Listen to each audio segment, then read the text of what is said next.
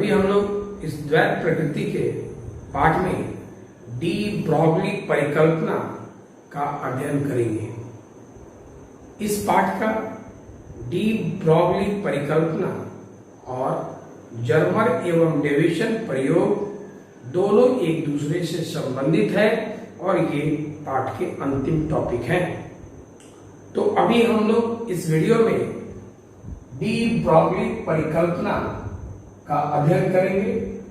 इसे de Broglie hypothesis भी कहा जाता है। डी ब्रॉगली को इंग्लिश में डी ब्रोय भी पढ़ा जाता है, तो कोई कोई इसे डी ब्रोय हाइपोथेसिस भी कहते हैं। अब हम ये जानना चाहेंगे कि आखिर इसमें परिकल्पना शब्द का उपयोग क्यों किया गया। परिकल्पना हम वहां उपयोग करते हैं जहां पर कोई सिद्धांत दिया गया हो, लेकिन उस सिद्धांत का कोई सैद्धांतिक प्रयोग नहीं दिया गया, मतलब सत्यापन नहीं किया गया, मतलब प्रूफ न किया गया। तो जब इन्होंने डी ब्रॉगली के नियम को प्रदान किया तब उन्होंने इसका प्रूफ नहीं किया था, इसलिए इसे परिकल्पना मतलब सोच का नाम दिया गया। तो इस नियम में है क्या, इसके बारे में हम लोग सोचेंगे, जानेंगे और ये भी जानेंगे कि आखिर इन्होंने किस सिद्धांत के आधार पर, किसके हिसाब से इन्होंने ऐसी कल्पना की, इसके बारे में भी समझेंगे। तो सबसे पहले हम इस नियम की परिभाषा को देखते हैं। ये नियम क्या कहता है कि यदि कोई कण गति करता है, अगर कोई कण गति करता है तो उस कण के गति से तरंग की उत्पत्ति होती है। ध्यान देंगे, कण चलेगा तो तरंग उत्पन्न होगा, ये नियम यही कहता है। जैसे ये कलम, ये भी कण है, तो ये अगर चलते हैं तो तरंग उत्पन्न होते हैं। दिखाई महसूस नहीं हो रहा है। हम भी द्रव्य, मैटर, पदार्थ कण से बने हैं, अगर हम भी चलते हैं तो एक तरंग की उत्पत्ति होती है, ऐसा इन्होंने कहा है। तो इन्होंने जो कहा उसको लिख लेते हैं और किस आधार पे कहा इसके बारे में बताएंगे।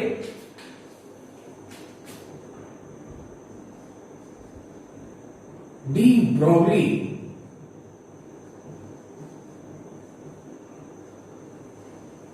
के अनुसार यदि कोई कण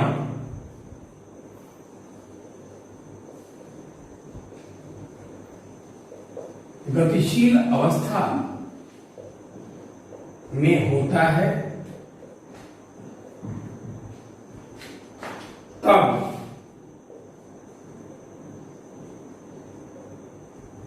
उस कण से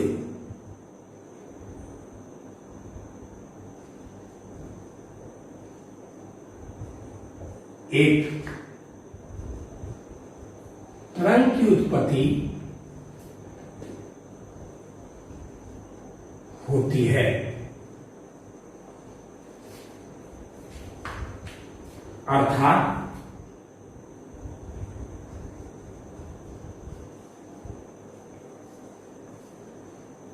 गतिशील कण या द्रव्य, इसको हम मैटर भी कहते हैं, का संबंध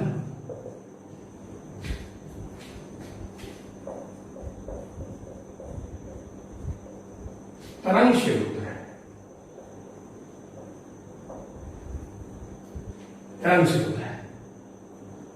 अगर कोई कण गतिशील है तो उसका संबंध तरंग से है, वो तरंग उत्पन्न करेगा, ऐसा ये नियम कहता है।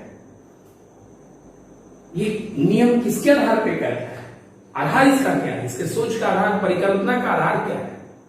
तो परिकल्पना का ये आधार है कि हमारी जो प्रकृति है वो समरूपता के नियम का पालन करती है। नेचर लव्स सिमेट्री, माने प्रकृति समरूपता के नियम का पालन करती है। समरूपता का नियम क्या है बता रहे, ध्यान देंगे। जैसे आपको आइंस्टीन ने बताया था कि द्रव्यमान को ऊर्जा में परिवर्तित किया जा सकता है। तो अगर द्रव्यमान को आप ऊर्जा में परिवर्तित कर सकते, इसका मतलब ऊर्जा को भी द्रव्यमान में परिवर्तित कर सकते हैं। यह समरूपता का नियम है। अगर ये इससे ये संबंधित है तो इससे ये संबंधित होगा, इसी को समरूपता कहते हैं। तो इसी के आधार पर डी ब्रॉगली ने इसका उल्लेख किया, इसकी कल्पना की, जिसके लिए इन्हें नोबेल पुरस्कार भी मिला आगे जाके। ध्यान देंगे इन्होंने किसके आधार पर क्या किया। जैसे आपको मालूम है कि इसके पिछले वीडियो में आपने प्रकाश वैद्युत उत्सर्जन पढ़ा था।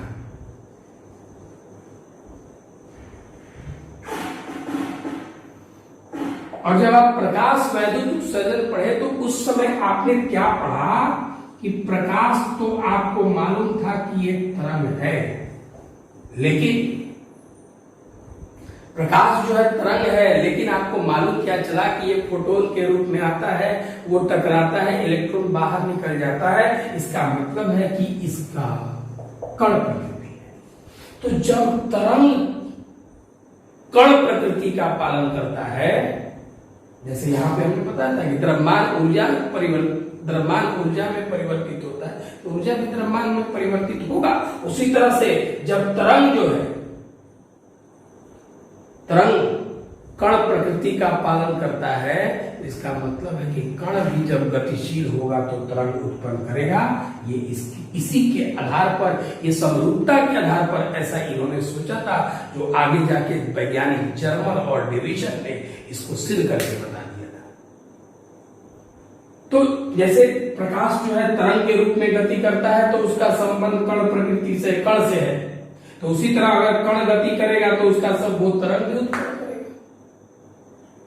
तो यही कहा उन्होंने क्या कि अगर कोई कण गतिशील होता है तो वो तरंग भी उत्पत्ति करता है, तरंग को उत्पन्न करता है। ऐसा इन्होंने कहा कि कण गतिशील करेगा तो तरंग भी उत्पन्न होगा। हम भी चल रहे हैं तो ये तरंग उत्पन्न हो रही है। तो इसके सिद्धांत पर, तो इसका सिद्धांत क्या है,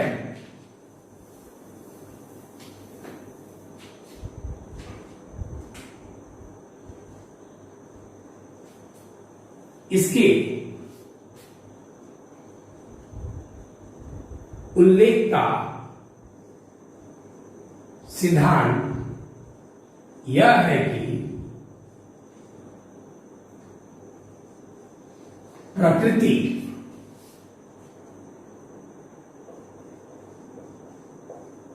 समरूपता के नियम का पालन करती है। अगर तरंग कण का रूप ले सकती है तो गतिशील कण भी तरंग का रूप ले सकते हैं। अब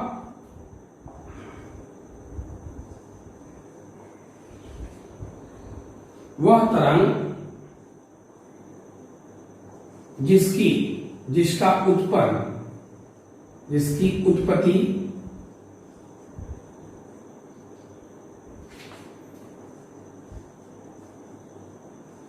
गतिशील कण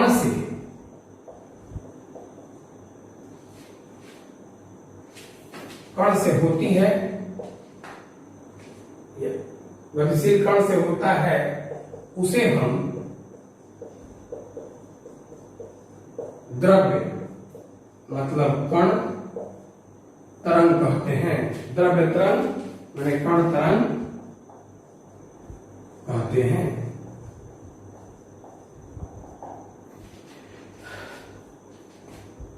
ये डी ब्रॉगली की परिकल्पना है। इसी परिकल्पना के आधार पर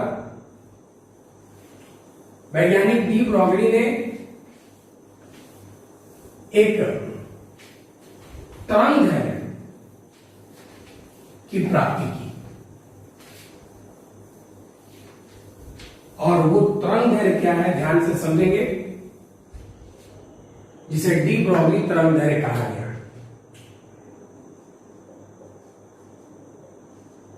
अभी हम डी ब्रॉगली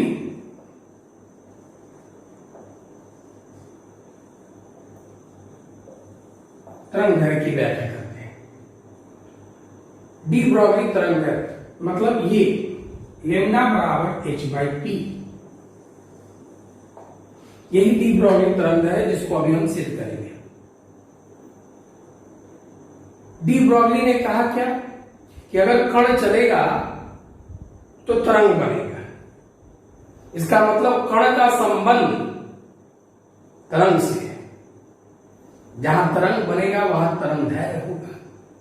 तो ये देखिए लेमडा, लेमडा का मतलब है तरंग दैर्घ्य,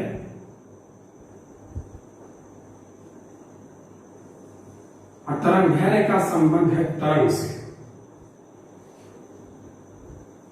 पी माने संवेग, संवेग का सूत्र होता है द्रव्यमान गुना वेग, m। द्रव्यमान होता किसका है तो कण का होता है, ध्यान देंगे, यही सिद्ध करते हैं। डी ब्रॉगली के द्वारा दिया गया, इसलिए डी ये तरंग दैर्घ्य डी ब्रॉगली के द्वारा सिद्ध किया गया, प्राप्त किया गया। इसे हम लोग डी ब्रॉगली तरंग दैर्घ्य कहते हैं। तो इसके रहने का मतलब तरंग है और इसके रहने का मतलब कण है। तो यहां क्या पता चला कि कण का संबंध किसके साथ है, तरंग के साथ है। तो यही तरंग है अभी हम सिद्ध करने जा रहे हैं, ध्यान देंगे आप।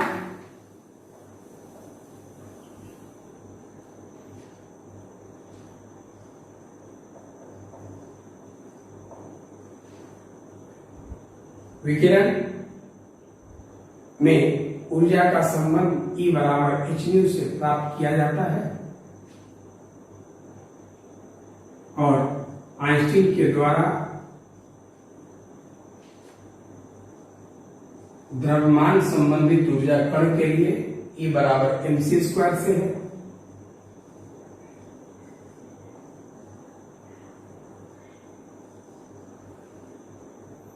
ये भी E है, ये भी E है, दोनों को बराबर कर लेते हैं। hν बराबर mc²। आपको मालूम है कि न्यू बराबर c/λ होता है।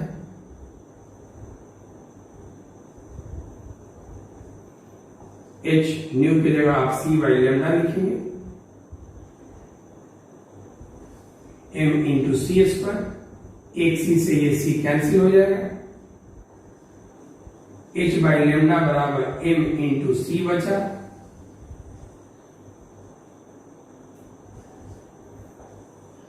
आपको मालूम है कि संवेग बराबर द्रव्यमान गुना वेग होता है। संवेग को हम p लिखते हैं, द्रव्यमान m, वेग और चाल की जगह यहां c है, तो m × c, p बराबर हो गया समीकरण 3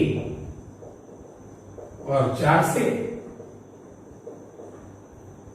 h/λ बराबर m × c के जगह आप p लिख सकते हैं।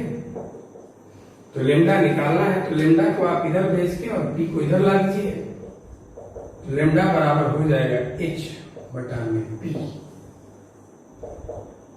ये डी ब्रॉगली तरंग है, सिद्ध हो गया लेमडा बराबर h/p। लेमडा का जो संबंध है तरंग से है और p का संबंध कण से है। तरंग और कण का संबंध यहाँ प्राप्त होता है। आप यहाँ देखेंगे E बराबर hν, E बराबर mc², दोनों को आपने बराबर किया, न्यू का मान c/λ रखा, c से c कट गया, h/λ बराबर m × c आ गया, और p बराबर m × c होता है। आपने यहाँ पे m × c के जगह यहाँ p लिख दिया, तो h/λ बराबर p हो गया, तो लेमडा का मान h/p हो गया।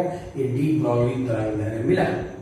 अब ये देखिए, ये तरंग है, कोई भी कण चलता है तो तरंग बनता है, तरंग बनेगा तो तरंग बनेगा तो तरंग मिलेगा। तो अब देखते हैं, हम भी चलते हैं तो भी एक तरंग बनता है, लेकिन वो तरंग इतना छोटा बनता है कि हमें दिखाई नहीं देता है, हम उसकी कल्पना नहीं कर पाते हैं। उसके बारे में थोड़ा सा हम देखें क्या होता है। जैसे अभी आपने सूत्र सिद्ध किया, लैम्डा बराबर h/p, संवेग द्रव्यमान गुना वेग होता है।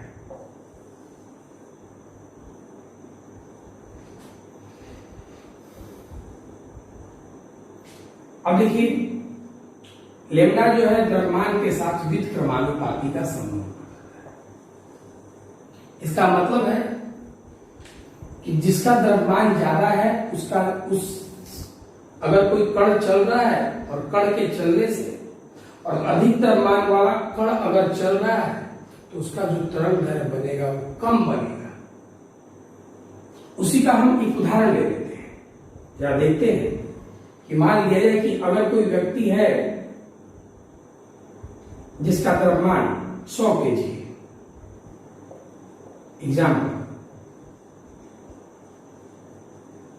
और ये 10 मीटर प्रति सेकंड के चाल से चल रहा है,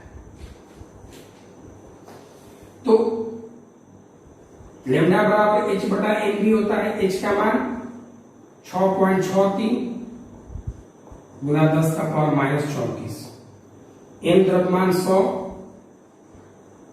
गुना वेग कितना 10, तो लैम्डा बराबर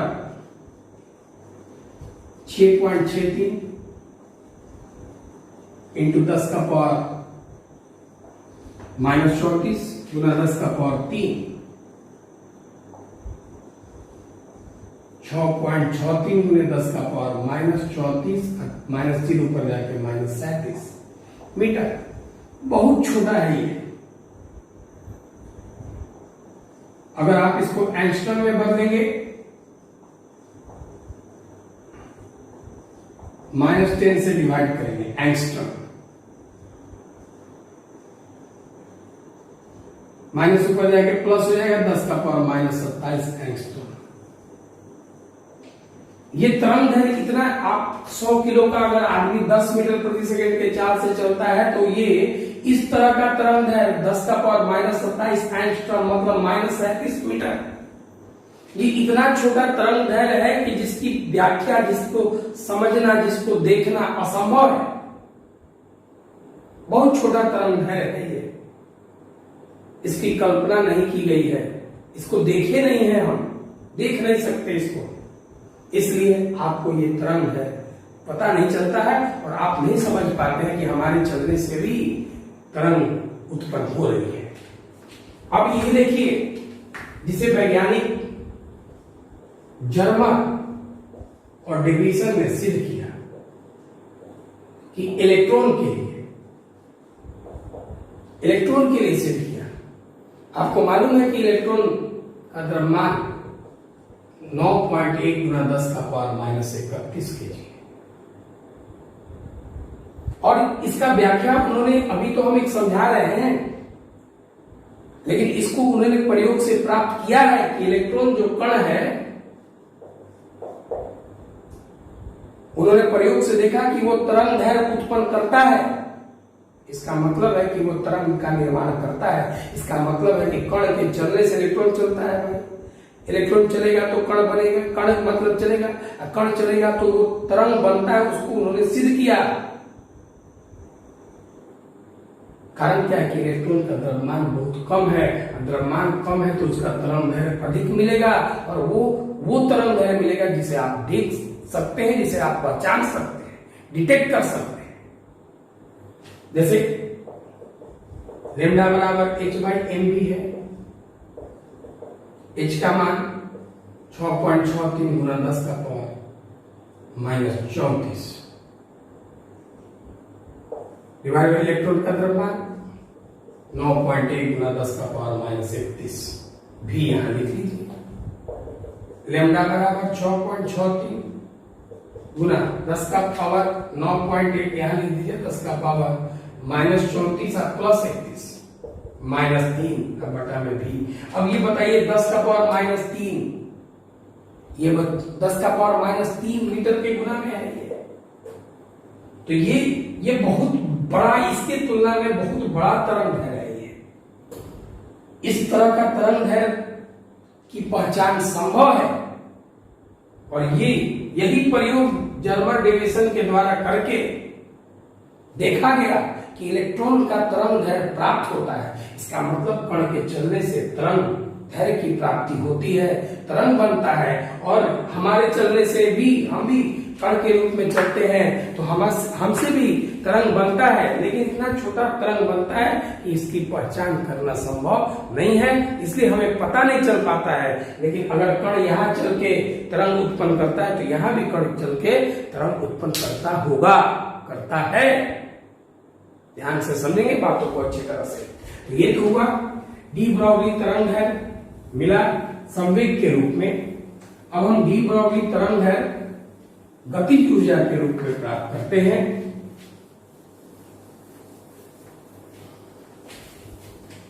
तो ये टॉपिक है गतिज ऊर्जा के रूप में डी ब्रॉगली तरंग है।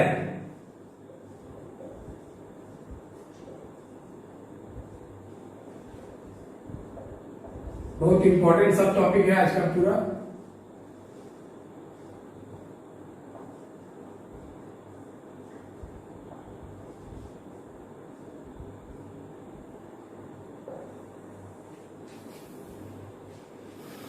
जैसे आप जानते हैं काइनेटिक एनर्जी बराबर होता है हाफ mv स्क्वायर। अगर आप काइनेटिक एनर्जी को E मानते हैं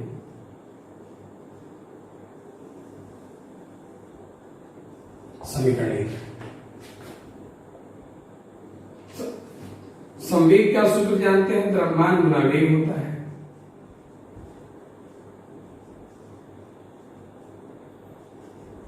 P बराबर m इंटू वी। यहां से हम v का मान निकाल लेते हैं तो P बटा m हो जाएगा।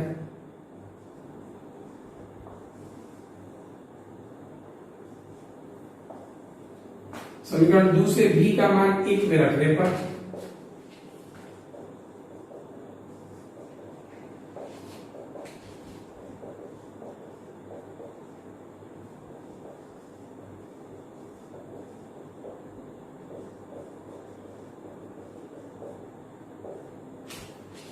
दूसरे 1 में रखने पर E बराबर 1/2 m, v का मान P बटा m, तो v का स्क्वायर है यहाँ पे तो इसका भी स्क्वायर।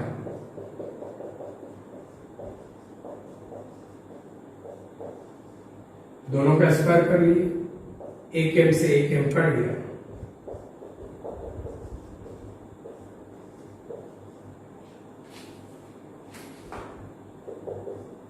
उधर भेज दीजिए आप।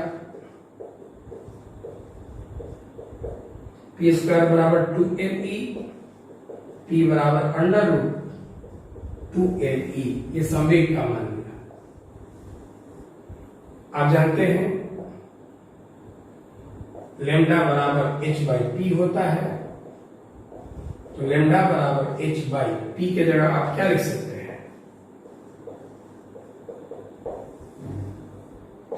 अंडर रूट 2me, मतलब h प्लांक स्थिरांक है, 2 समझ रहे हैं, m द्रव्यमान है, E गतिज ऊर्जा है। तो यहाँ पे गतिज ऊर्जा के रूप में डी ब्रॉगली तरंग दैर्घ्य की प्राप्ति हुई। अगला हम लोग ये गतिज ऊर्जा के बाद हम लोग विभव के रूप में डी ब्रॉगली तरंग दैर्घ्य को प्राप्त कर रहे हैं। ध्यान दें,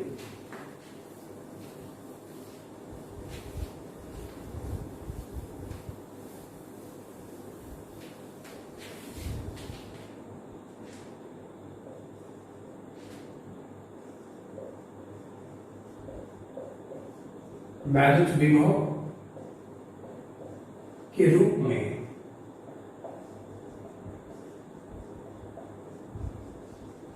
डी ब्रॉगली तरंग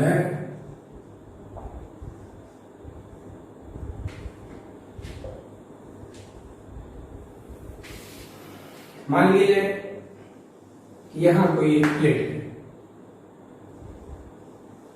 इस प्लेट पर आवेश Q है जिसका द्रव्यमान m है। दूसरा एक प्लेट है, इस प्लेट का विभव 0, यहां पे विभव v। इसको आप भी वेग प्रदान करते हैं, दोनों भी लिखने का तरीका अलग है, ये विभव वाला है, ये वेग वाला है।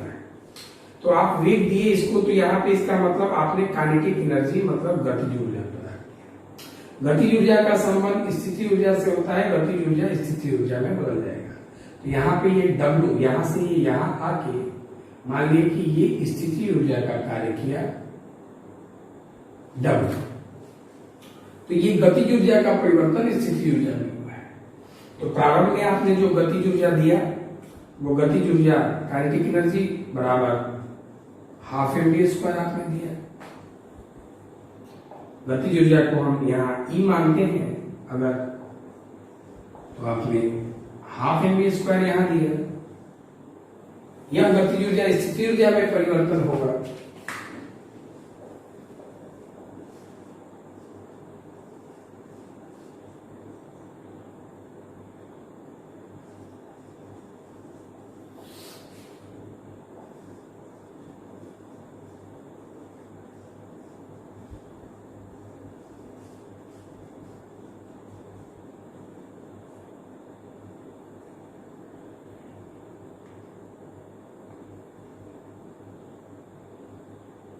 परिवर्तित होगा।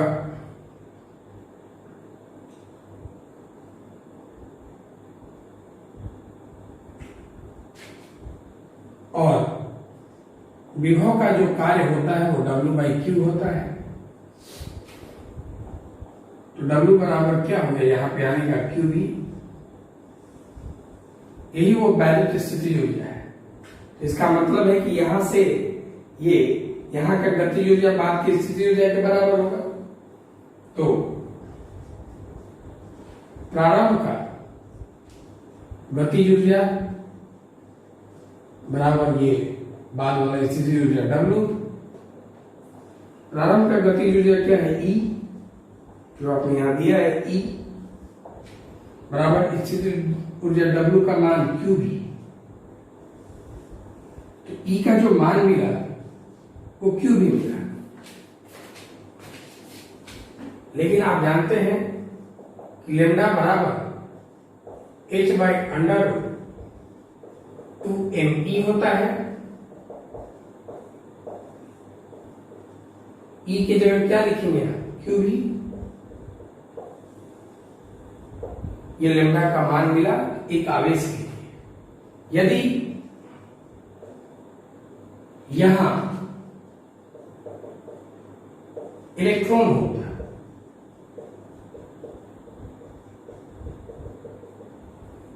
इलेक्ट्रॉन होता तो Q के जगह आप आवेश परिमाण E लिखेंगे, लेमडा बराबर h/2m, इलेक्ट्रॉन का द्रव्यमान me लिख दीजिए, Q के जगह E लिखेंगे, विभव भी लिखेंगे। तो लेमडा बराबर हो गया h/√2m, इलेक्ट्रॉन का द्रव्यमान, E इलेक्ट्रॉनिक परिमाण में आवेश, भी विभव है। अगर आप इन सबों के मान के बारे में सोचें, h का मान 6.63 गुने 10⁻⁻34 जूल सेकेंड, me इलेक्ट्रॉन का द्रव्यमान 9.1 गुना 10⁻31 kg, E आवेश इलेक्ट्रॉनिक 1.6 गुने 10⁻19 कूलम। तो ये अगर H2ME और ये E को अगर आप सब रख के हल करते हैं तो ये आएगा 12.27 गुना 10⁻10 बटा में √v। ये सबको सॉल्व करने पर रूट में v बचेगा और ये मात्रक यहाँ मीटर होगा। लेकिन आप जानते हैं कि 10⁻10 मीटर का मतलब एंगस्ट्रॉम होता है। तो यहां से लेमडा का मान आप चाहें इलेक्ट्रॉन के लिए, ये इलेक्ट्रॉन के लिए 12.27 बटा में अंडर रूट भी एंगस्ट्रॉम। इसमें भी कुछ नहीं, यहां से आपने गतिज ऊर्जा दिया, गतिज ऊर्जा जाके स्थितिज ऊर्जा में बदला। गतिज ऊर्जा E बराबर हाफ mv स्क्वायर जो आपने दिया, जो प्रारंभ का गतिज ऊर्जा अंतिम के स्थितिज ऊर्जा के बराबर होता है। स्थितिज ऊर्जा विभव के लिए V बराबर W/Q से मिला, W बराबर QV। तो ये प्रारंभ का गतिज ऊर्जा बाद की स्थितिज ऊर्जा के बराबर है, W के बराबर। तो गतिज ऊर्जा E और स्थितिज ऊर्जा QV, तो E का मान QV मिला। लैम्डा बराबर h/√2mE आपने लिखा है, E के जगह QV लिख दिया। ये आवेश के लिए है, और जो आवेश लिखे उसका ये द्रव्यमान है। तो ये किसी आवेश के लिए हो गया, लेकिन इलेक्ट्रॉन के लिए आपको ये हुआ। इसको सॉल्व करने पे वो मिला 12.27 बटा में अंडर√v एंगस्ट्रॉम मिली। तो अभी आपने वैद्युत विभव का वैद्युत विभव के रूप में डी ब्रॉगली तरंग प्राप्त किया। अब हम डी ब्रॉगली तरंग प्राप्त करेंगे गैस के परमाणु के लिए, गैस के लिए। क्यों? क्योंकि गैस के अणुओं के परमाणुओं के भी द्रव्यमान होंगे। द्रव्यमान जब होंगे तो वो कण है और उसके द्रव्यमान भी कम ही होंगे,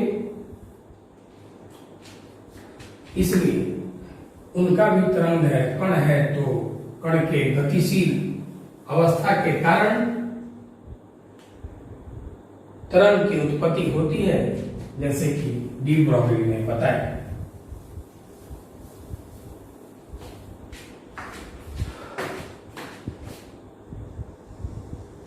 मान लिया जाए कि ये पात्र है,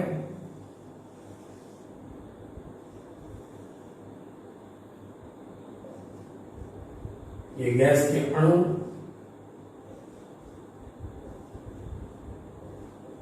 गतिशील अवस्था में है।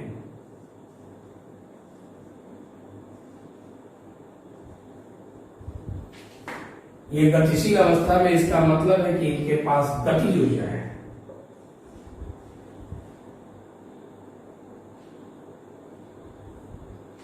तो अभी हम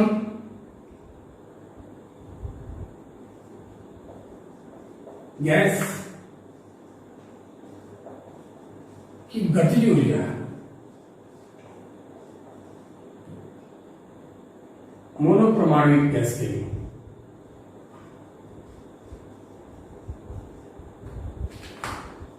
जिसको आप E लिखते हैं, उसका मान है 3/2 kT। कि यहां बोल्ट्जमान स्थिरांक है और T यहां ताप है। तो आपको मालूम है कि लेम्डा का मान h बटा में अंडर√2mE है। तो h बटा में अंडर√2m, E की जगह आप लिखेंगे 3/2 kT, 2 से 2 कट जाएगा। h बटा में अंडर√3m kT।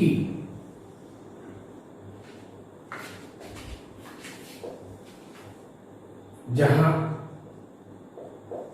h का मतलब आप प्लांक्स स्थिरांक जान ही रहे हैं, m का मतलब द्रव्यमान जान रहे हैं, k जो है वो बोल्ट्जमान स्थिरांक है।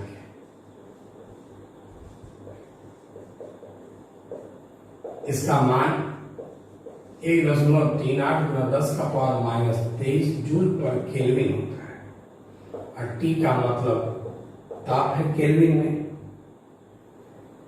अब इसके बाद केल्विन में, अब जब आप इसको आप सॉल्व करेंगे तो सॉल्व करने पे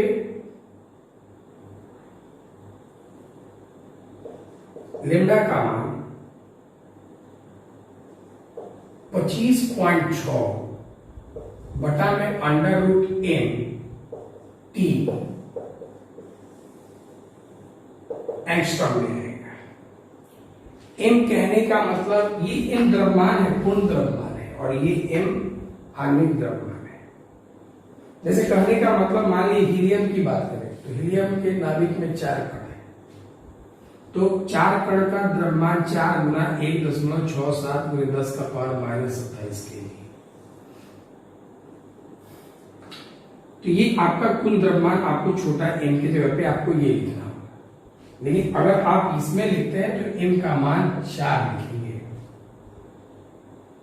आणविक द्रव्यमान है, परमाणुविक द्रव्यमान है, और ये 1.67 गुणे 10 का पावर -27 kg को इसमें सॉल्व करके यहां से वो रिजल्ट तैयार कर दिया गया है। ध्यान देंगे, बात को अच्छी तरह से समझेंगे। इसमें भी कुछ खास नहीं था। गति ऊर्जा का मान ये 3/2 kT था, पहले सिद्ध किया हुआ है पिछले क्लास में। इसको आपने याद रखा, 2 से 2 कटने के बाद वो आ गया। और ये h का मान m में 1.67 गुना 10 का पावर -27 को और k बोल्ट्जमान स्थिरांक को हल करके ये लाया गया है, जो आपका एंगस्ट्रम में आएगा रिजल्ट। ध्यान से पढ़िए। Thank you.